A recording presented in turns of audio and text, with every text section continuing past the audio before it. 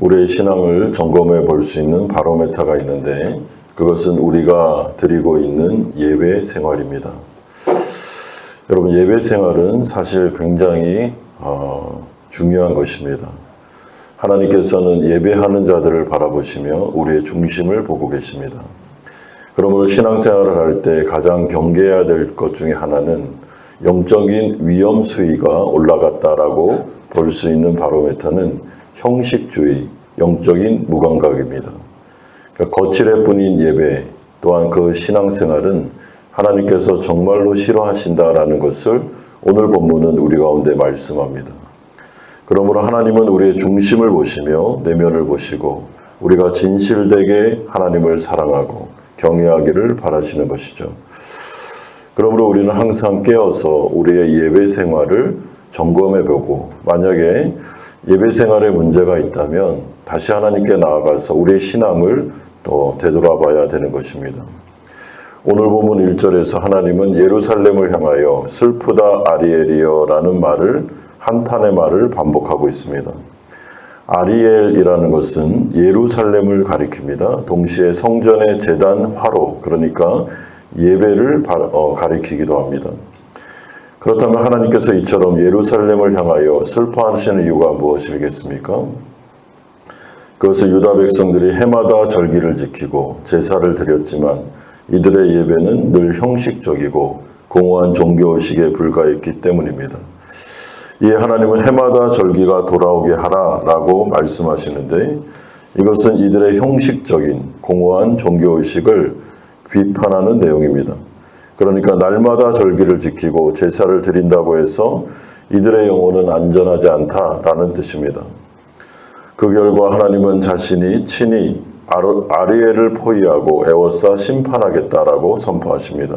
2절에서 3절에 내가 아리엘을 괴롭게 하리니 그가 슬퍼하고 애곡하며 내게 아리엘과 같이 되리라. 내가 너를 사면으로 둘러 진을 치며 너를 애워 대를 쌓아 너를 치리니. 그러므로 이스라엘 백성들에게 징계하시는 분은 사실은 아수르나 강대국이 아니라 하나님 자신이었습니다. 하나님께서 이들 흔들어 깨우시는 것입니다. 우리 가운데 어려움이 올 때 여러분 그 어려움은 사실은 의로운 고난일 수도 있지만 때로는 우리가 잘못하여 하나님이 우리를 징계하실 때가 있습니다. 특별히 우리 안에 있는 신앙생활, 예배생활에 문제가 있기 때문에 하나님이 더 이상 그런 형식적인 예배는 받고 싶지 않기 때문에 우리를 흔들어 깨우시는 하나님의 사랑의 매가 될 수 있다는 것입니다. 지금 하나님께서는 사랑의 매를 대고 있습니다. 하나님이 직접 회초리를 들으셨습니다. 더 이상 이런 예배는 받고 싶지 않다는 것입니다. 그 결과 영적 교만에 빠져 있었던 아리엘의 목소리가 결국 땅바닥에서 올라오는 죽은 자의 음성처럼 무력하게 될 것임을 선포합니다. 4절에 네가 낮아져서 땅에서 말하며 내 말소리가 낮이기 티끌에서 날 것이라. 내 목소리가 신접한 자의 목소리같이 땅에서 나며 내 말소리가 티끌에서 짓걸이리라. 하나님께서 이들을 땅바닥으로 완전히 패대기 친 것입니다. 이런 식으로 예배하는 것은 옳지 않다는 것이죠. 여러분, 우리가 신앙생활을 할 때 우리의 공예배, 우리가 지금 드리고 있는 이 예배를 좀 잘 바라볼 필요가 있습니다. 어느덧 우리의 마음속에 신앙의 열정이 식고 하나님을 향한 사랑의 마음이 죽고 그냥 형식적으로 때가 되어 예배 자리에 나오는 것은 아닌지, 하나님의 말씀을 듣는 태도와 하나님을 향한 기도가 형식적으로 흐르는 것은 아닌지를 돌아볼 필요가 있다는 것이죠. 여러분, 우리의 신앙생활은 독백이 아닙니다. 하나님께서 이 모든 것을 받으시기 때문에, 하나님은 또한 인격적인 분이시기 때문에 감정이 있으십니다.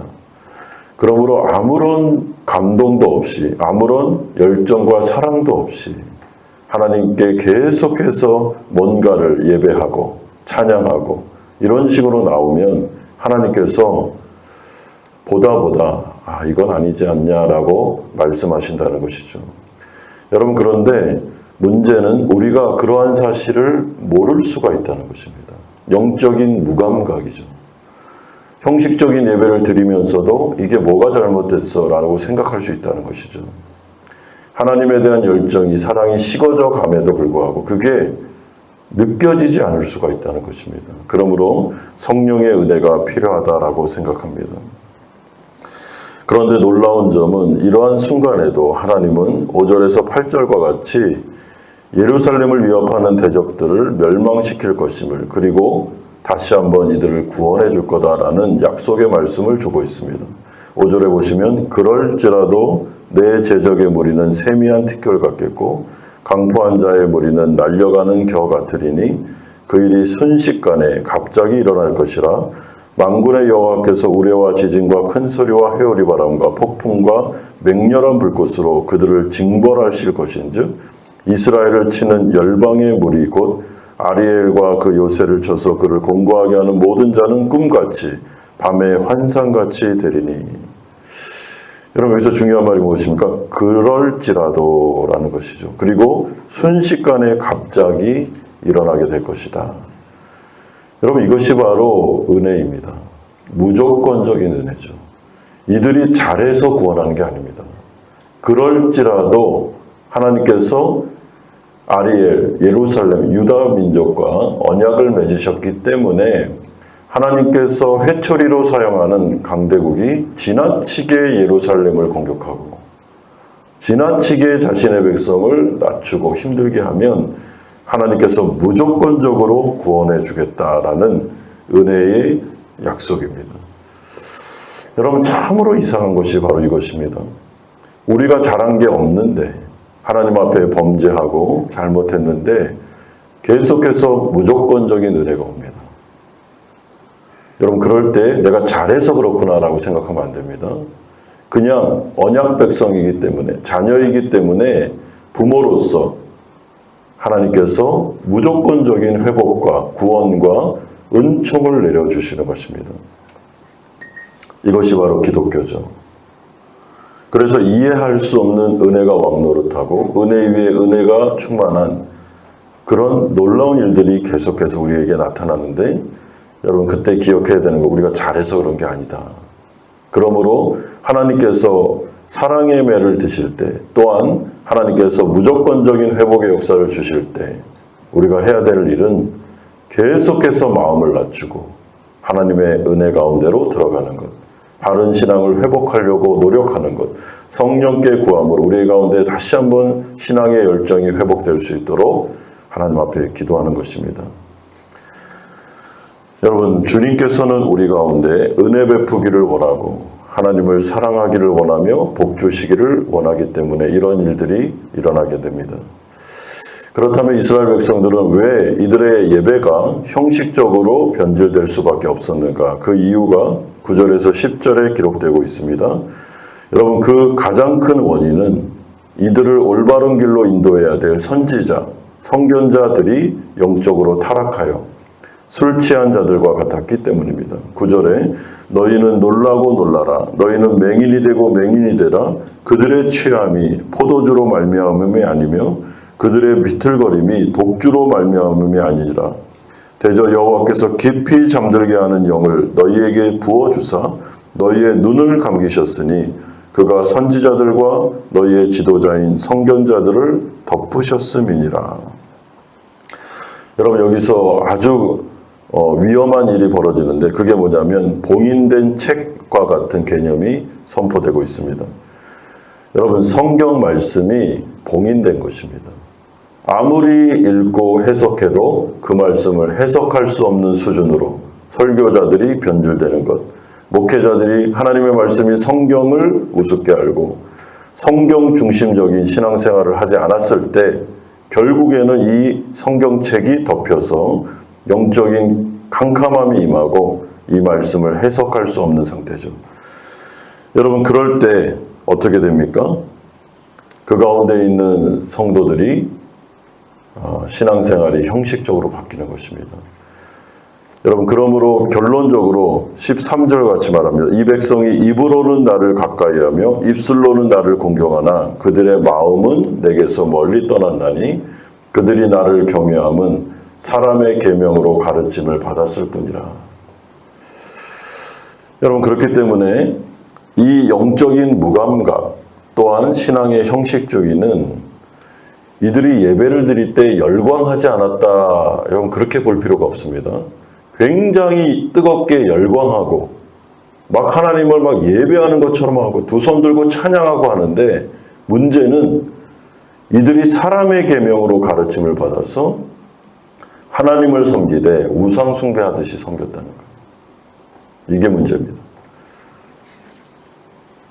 여러분, 우리가 신앙생활을 할 때 성경 중심적인 신앙생활을 하지 않으면 사람을 내세우고 자신의 열정에 감동하고, 그러므로 하나님이 원하시지 않는 예배를 드릴 수가 있다는 것이죠.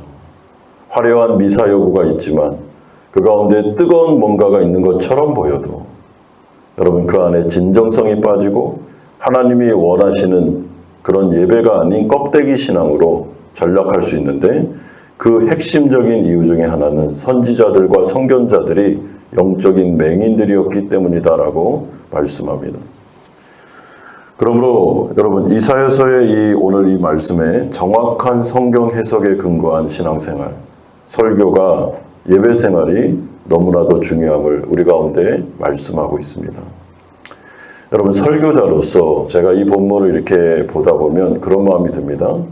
여러분, 설교의 세계는 무궁무진합니다. 정직하게 말씀드리면 설교는 설교자가 임의로 할 수 있습니다. 이 본문을 가지고 자기 말을 충분히 할 수 있습니다. 설교를 가지고 장난칠 수 있다는 거예요. 그래서 위험하다는 생각이 듭니다. 여러분, 저는 설교를 하면 할수록 진짜 설교자들에게 유혹이 있는데, 그게 뭐냐면 성경 중심적으로 설교하지 않고 자기가 하고 싶은 말을 성경을 가지고 할 수 있다는 거예요. 여러분, 설교를 하다 보니까 너무 이거를 많이 알게 됩니다. 성경에 매여서, 이 본문에 딱 매여서 설교한다는 게 여간 어려운 게 아닙니다. 이 당시에 선지자들과 선견자들, 이 사람들이 영적인 맹인이 된 이유는 이들에게 성경이 없어서가 아닙니다. 성경이 있었습니다. 근데 그 성경을 가지고 자기들이 원하는 말을 한 거짓된 선지자들이었기 때문에 이들도 망하고 그 설교를 들었던 유대 민족들도 망하게 된 거예요. 그렇기 때문에 여러분, 우리의 마음속에 종교적인 열정이 중요한 게 아니라 하나님의 말씀인 성경이 그대로 해석돼서 우리 가운데 선포되는 것이 중요하고, 그 말씀을 듣고 회개하고 하나님께로 나아가는 것이 중요하다고 오늘 본문이 말씀합니다. 오늘 이 새벽에 우리가 우리 자신들을 좀 돌아보십시다. 우리는 성경을 얼마만큼 알고 있는가? 성경을 통독한 적이 있는가? 연수가 지났음에도 불구하고 성경을 한 번도 통독을 안 했다면 여러분, 한번 생각해 보십시오. 말씀을 떠나서 신앙생활은 불가능합니다. 설교가 잘 안 들린다면, 하나님의 말씀이 지루하다면, 하나님의 말씀이 굉장히 형이상학적인 말씀처럼 여겨진다면 우리 자신을 좀 돌아보고 오늘 이 새벽에 다시 하나님 앞에 은혜를 구하며 찬양했던 것처럼 진정한 신자 되기를 원합니다 라는 고백을 가지고 회개함으로 하나님께 나아가시길 바랍니다. 우리의 신앙이 다시 성경 중심적인 그런 신앙성으로 회복되며 사랑과 열정이 다시 한번 불일 듯 일어날 수 있도록 주 예수 그리스도께서 우리 가운데 역사하시도록 이 새벽 시간을 축복해 주시기를 주님의 이름으로 축원드립니다.